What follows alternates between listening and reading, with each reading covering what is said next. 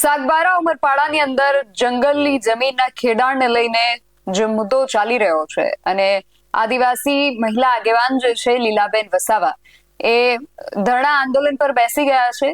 આજે આંદોલનનો જ્યારે 13મો દિવસ હતો ત્યારે સાગબારાથી સમાચાર એ સામે આવી રહ્યા છે કે લીલાબેન વસાવાની તબિયત જે છે લથડી હતી અને કોંગ્રેસના જે આગેવાન નેતા એમને મળવા પહોંચ્યા હતા એમની સાથે વાત કરતા જ લીલાબેન વસાવા ત્યાં જ ઢળી પડ્યા હતા। સમગ્ર વિષયને લઈને કોંગ્રેસના જે આગેવાન પ્રદેશ મહામંત્રી છે એમણે પણ આ મુદ્દાને લઈને એમની પ્રતિક્રિયા આપી છે। બધા વિશે આખો મામલો શું હતો તેના વિશે વિગતે વાત કરીએ આ અહેવાલમાં। જય હિન્દ, BS9 ન્યૂઝ પર આપની સાથે હું છું નિધિ ગઢવી।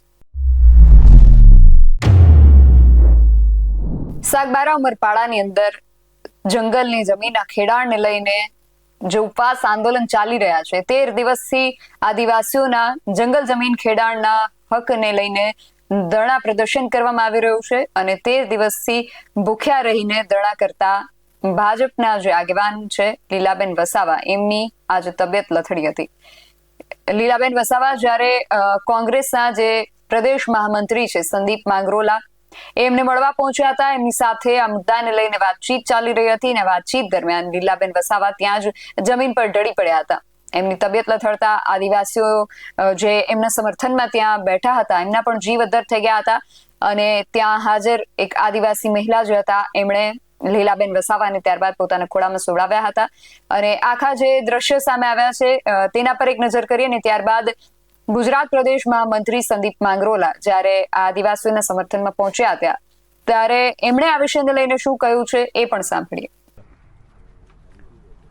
આજે ખોપી ગામે છેલ્લા 13 દિવસથી અનશન ઉપર જંગલની જમીનના પ્રશ્ન માટે અહીંયાના 12 ગામના ખેડૂતો લીલાબેન વસાવાની આગેવાનીમાં બેઠા છે। 13 દિવસ થવા આવ્યા છતાં એમની તબિયત પણ અત્યારે લથડી ગયેલી છે અને અશક્તિ એમના શરીરમાં પણ જોવા મળે છે, ચાલી પણ શકતા નથી। એમ છતાં તંત્ર, ફોરેસ્ટ ડિપાર્ટમેન્ટ અને સરકારમાંથી કોઈ પણ અધિકારી 13 દિવસ પછી પણ આજે કોઈ એમની ખબર અંતર પૂછવા માટે કે શું મુશ્કેલી છે કે વાટાઘાટો કરવા માટે પણ આવ્યું નથી। અહીંયા જે ગામના સૌ આગેવાનો છે, ખેડૂતો છે, એમની સાથે ચર્ચા કરી અને 608 દાવાઓ જે છે એ આજની તારીખે પણ પેન્ડિંગ છે। 608 દાવાઓ પૈકી માત્ર 15 ઉમરપાડા તાલુકાના અને 15 સાગબારા તાલુકાના ખેડૂતોને સનદ મળેલી છે। એ જે ખેડૂતોને સનદ મળી છે એને પણ જંગલ ખાતા તરફથી ખેડવા દેવામાં આવતા નથી। અહીંયાથી પ્રશ્ન સાંભળીને મેં PCCF ગાંધીનગર વાત કરી અને તેઓએ મને એમ કીધું કે જે દાવાઓ છે એ દાવાઓની અંદર ગ્રામસભાનો ઠરાવ નથી, પરંતુ ગ્રામસભાનો ઠરાવ પણ અહીંયા હાજર છે।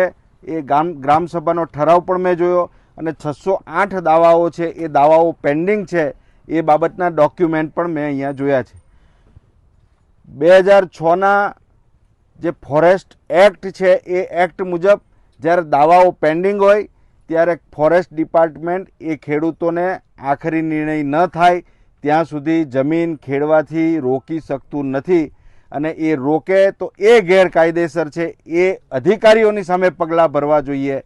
પરંતુ આ સરકારની અંદર જે પ્રમાણે જંગલની જમીન આપવાનો ઈરાદો જંગલ ખાતાનો નથી અને સરકારનો પણ નથી એવું આ વલણ ઉપરથી સ્પષ્ટ દેખાય છે।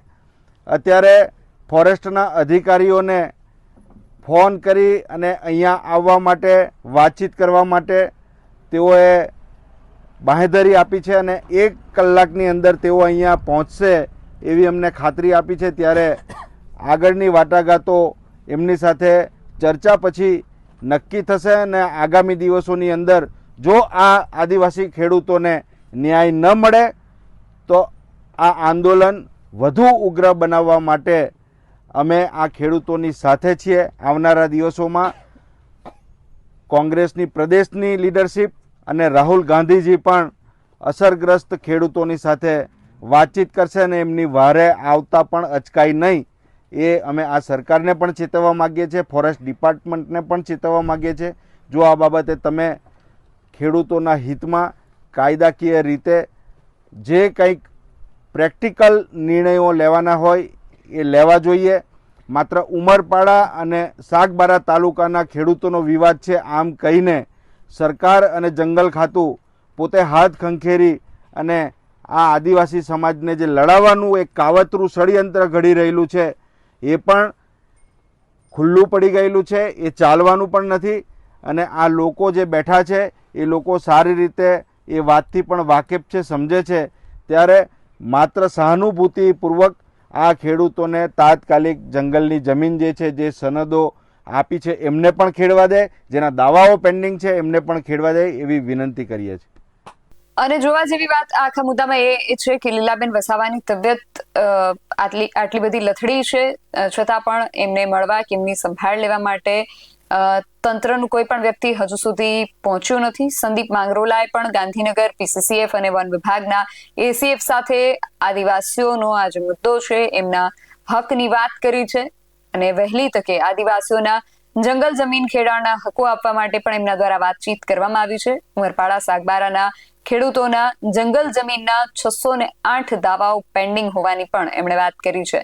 ઉમરપાડા તાલુકાના 12 અને સાગબારા તાલુકાના 12 ખેડૂતોને ખેડવાની સનદ મળી ચૂકી છે, પરંતુ બંને તાલુકાના ખેડૂતોને આજે પણ વન વિભાગ છે ખેડાણ નથી કરવા દેતો એવી પણ વાત એમના દ્વારા કરવામાં આવી છે. જો કે વન વિભાગ અને સરકાર આ ખેડૂતોને જમીનો આપવા નથી માંગતી એવી પણ એમના દ્વારા વાત કરવામાં આવી છે. હવે આ વિષયને લઈને આગામી સમયની અંદર, આગામી દિવસોની અંદર શું થાય છે એ જોવાનું રહેશે, કારણ કે આજે લીલા વસાવા આટલા દિવસથી ઉપવાસ આંદોલન પર બેઠા હતા. એમની તબિયત જે છે દિવસે ને દિવસે વધુ ને વધુ ખરાબ થતી જઈ રહી છે. હવે સરકાર આમાં કેટલા સત્વરે કોઈ પગલાં લે છે ખાસ જોવાનું રહેશે, કારણ કે આ મુદ્દો જે છે વધુ ને વધુ જ્વલંત બનતો જઈ રહ્યો છે. એની આગ જે છે અત્યારે તો હજુ સાગબારા અને ઉમરપાડા સુધી જ છે. ગુજરાતની અંદર ચર્ચાનો વિષય બન્યો છે, પરંતુ એટલો જ્વલંત વધુ બન્યો નથી.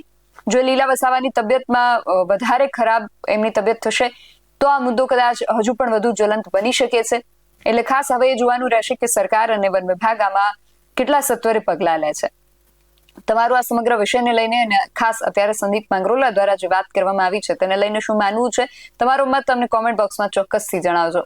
આવા જ અહેવાલો સાથે મળતા રહીશું. તમે મારી યુટ્યુબ ચેનલને સબસ્ક્રાઇબ કરવાનું અને અમને ફેસબુક અને ઇન્સ્ટાગ્રામ પર ફોલો કરવાનું ભૂલશો નહીં. બાકી અમને અપડેટ્સ માટે આપ જોતા રહો BS9 ન્યૂઝ. નમસ્કાર.